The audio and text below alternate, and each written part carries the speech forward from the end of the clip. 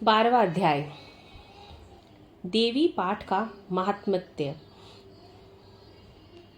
देवी ने देवताओं से कहा, है देवो, जो भी प्राणी तन्मय होकर नित्य प्रति मेरा स्तवन करेगा उसके समस्त कष्टों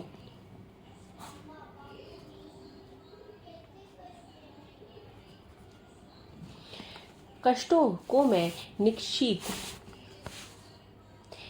निश्चित रूप से नष्ट कर दूंगी। जो कोई मधु केटव का नाश, महिषासुर एवं सुम निसुम के वध का पाठ वर्णन करेगा तथा अष्टमी, नवमी और चतुर्थी के दिन मेरा महात्म्य का फल स्थिरचित होकर सुनेगा, वह कभी पाप की छाया से ग्रसित नहीं होगा।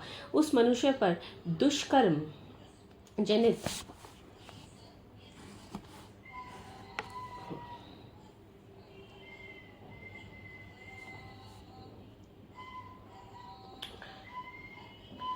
सुनेगा, वह कभी पाप की छाया से ग्रसित नहीं होगा। उस मनुष्य पर दुष्कर्म जनित विपत्तियों की भी नहीं आएगी। उसके घर में कभी दारिद्र्यता का प्रवेश नहीं होगा और ना तो उसे कभी प्रियजनों के बिछोह का कष्ट ही सहना पड़ेगा। इसके अतिरिक्त उन लोगों को शत्रु, लुटेरे, राजा, शस्त्र, अग्नि एवं जलानत तक भी नहीं होगा।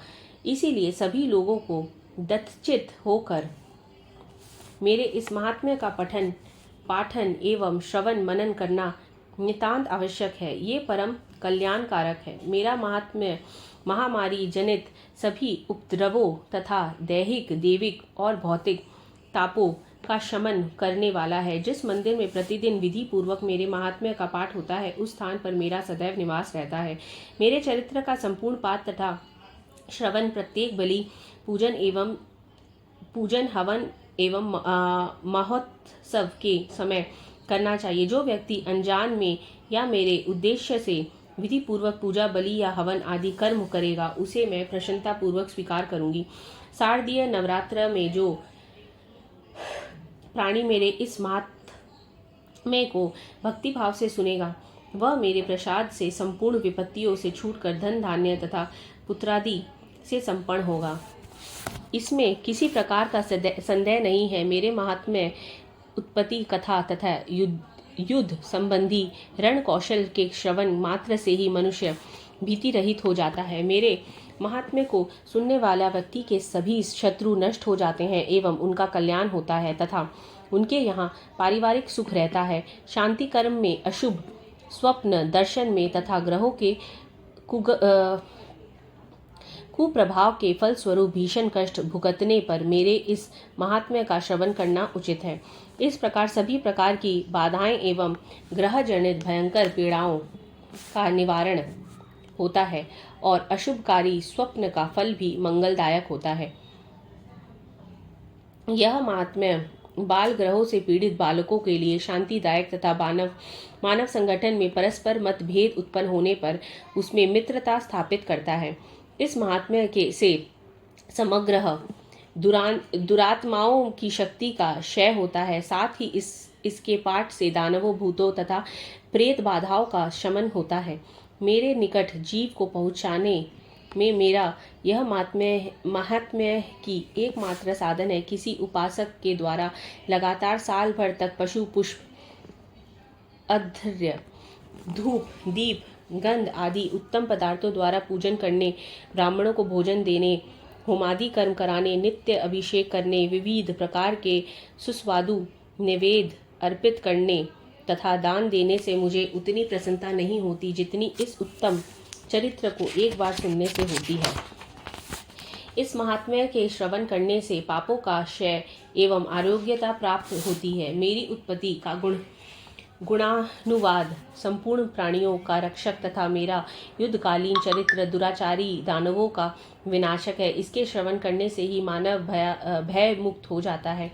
हे देवताओं, तुमने तथा ऋषियों ने मेरी जो स्तुतियाँ की है तथा ब्रह्मा जी के द्वारा जो स्तुति गान हुआ है, वह सभी मांगलिक बुद्धि का अभयुक्त यान करती है। वन में एकांत में दावगण की चपेट में पड़ने पर वीरन